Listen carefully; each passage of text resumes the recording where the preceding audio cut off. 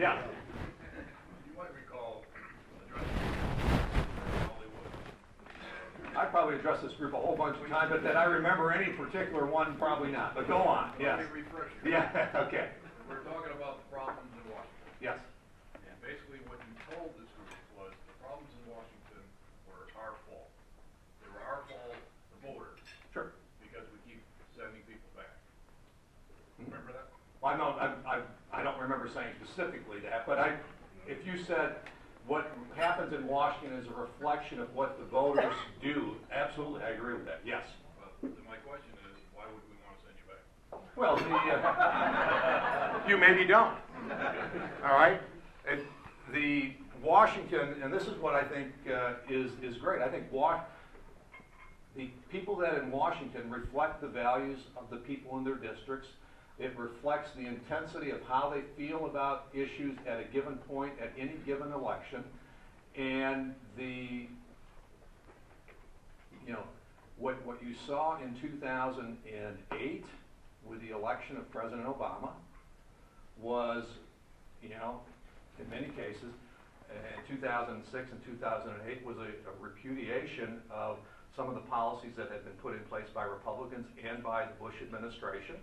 And you saw a sea change in Washington with the change of the House and the Senate in 2006. You saw the election of a new president in 2008. You then saw this president carry forward an agenda that he believed he had a mandate for. And you saw then again another, landslide election in 2010. So I think, number one, the premise is, does Washington reflect what's going on by the people? Absolutely. Okay? Sometimes it takes a little bit longer than others, but you go from a 2008 election where you elect President Obama to a 2010 election where you elect 87 new Republican freshmen. Like, wow. That's a big change. It's almost as big of a change as what you saw in 1994. In 1994, in 92, we actually elected 110 new freshmen, but then in 94, we took back the majority. So that premise is, it has nothing to do with how long someone's in Washington. It has nothing to do with how long. You saw, even though you elected 87 new Republican freshmen, you also saw people get elected based on philosophy, right, and their view of government. So you also saw a lot of people get reelected. The platform that we'll run on is, we had an endorsement program yesterday. This is why we got into the race, and I know you guys don't like to be all that political, but it's very straightforward. I think if I'm the nominee against Debbie Stabenow, you will see the clearest choice that you could make for the voters in the state of Michigan in terms of the role of government, expansive versus minimalist. You could see fiscal responsibility, in terms of discipline and those types of things. Foreign policy.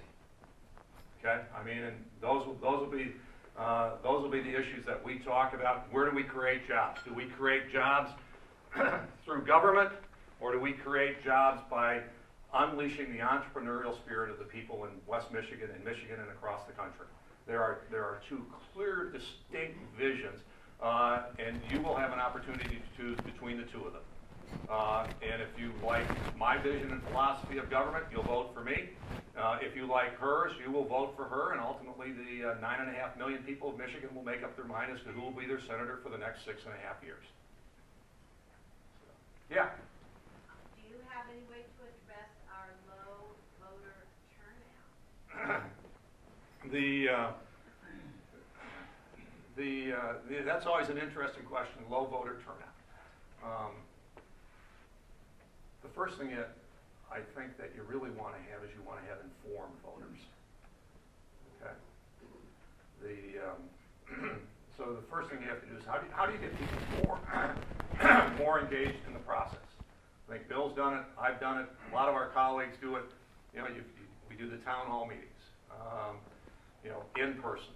And Bill and I could probably tell you if we're doing one in Holland, we will have 55 people show up. We know exactly who 30 of them are going to be, and we can tell you exactly what question they are going to ask or what area they're going to focus in. So then, we've tried to expand that. The new technology allows you to do lots of different things on the internet, the web, and all of those kinds of things. Telephone town hall meetings where you can get thousands of people on the phone and they can listen for 5 minutes or they can listen for 60 minutes. And so I've always thought it was the responsibility of representatives in government to make themselves accessible to the people, to inform them on the issues, and as they get informed on the issues, you hope that they become engaged so that ultimately they will become more involved in the political process, including coming out and voting. But again, it's an issue of individual responsibility and accountability. That you hope that they take the interest in learning the issues, that they've got a passion for their country, they recognize it's their future and there's kids' future that is at stake, and that's why they want to participate in the process. You can't make them go vote. Yeah. It must have been a privilege working on the Intel committee, and then you step out of that and you see that they take down Osama bin Laden. How did you feel about it? Were you surprised? And what were your feelings? I wasn't surprised. I'd been briefed on it before I left Congress as being one of the gang of 8 in the House of Representatives and House and Senate. There were 4 of us in the House and 4 of us in the Senate. These kinds of issues would get briefed. So I was briefed probably in September or October of last year.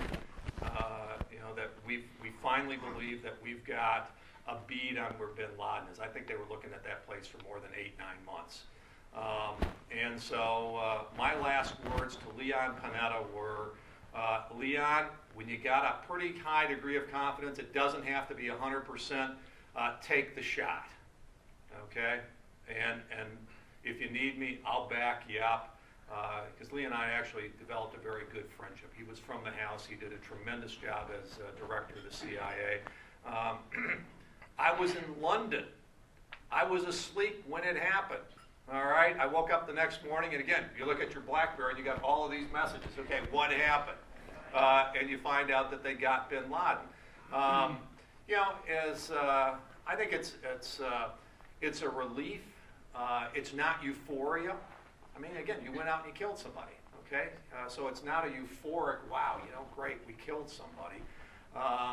But it's also a recognition that, taking out bin Laden isn't going to fix the problem because of how Al-Qaeda has metastasized. I mean, that's Al-Qaeda, he was focused on Pakistan and Afghanistan. You've got Al-Qaeda on the Arabian Peninsula. With Iraq, you've still got Al-Qaeda in Iraq. You've got Al-Qaeda in the Maghreb, Northern Africa. It's a win. It's a good day. We'll take it, but there's still a tremendous amount of work to do. Yeah. Yeah, Pete, who's going to be the next president of the United States, and could you explain your answer in 2 minutes or less? I think 2000. The Republican nomination is going to be worth something, all right? This is not a Republican nomination where you say whoever's going to run is going to lose. I think that this is going to be a very competitive election. The economy is not going to improve significantly between now and next year. Between now and election day of next year, unemployment will be higher than 8%. In those kinds of economic circumstances, the president that is in power is going to have a tough time getting reelected. That's what happens when you don't talk for 6 months. Who the nominee is, your guess is as good as mine right now. I think that, Mitt clearly is the forerunner, the front runner. But you're going to have the Iowa caucus started, the Iowa straw poll next week. Michelle Bachmann's going to win the straw poll in Iowa. You've got a couple of candidates that are still out there that are potential candidates that could get into the race that could dramatically change the dynamics. Governor Perry out of Texas, Giuliani coming out of New York City. Either one of those guys could still come into the race and change the dynamics. Perry would divide the the Bachman, Palente, that conservative bloc. Giuliani would give Romney a really stiff run for winning New Hampshire. Mitt doesn't win New Hampshire, he's in trouble. So I don't know who the nominee is going to be. It's going to be a very interesting political season for those of us who watch those things and watch them with interest. For those of you that don't like watching it, turn off TV or buy a bunch of movies, because it's going to be politics all the time for about the next 15 months. The president's saying he's going to raise $1 billion for this campaign. That will buy up just about every TV and advertising slot that you'll see on TV, June, July, August, September, October, November. So, yeah.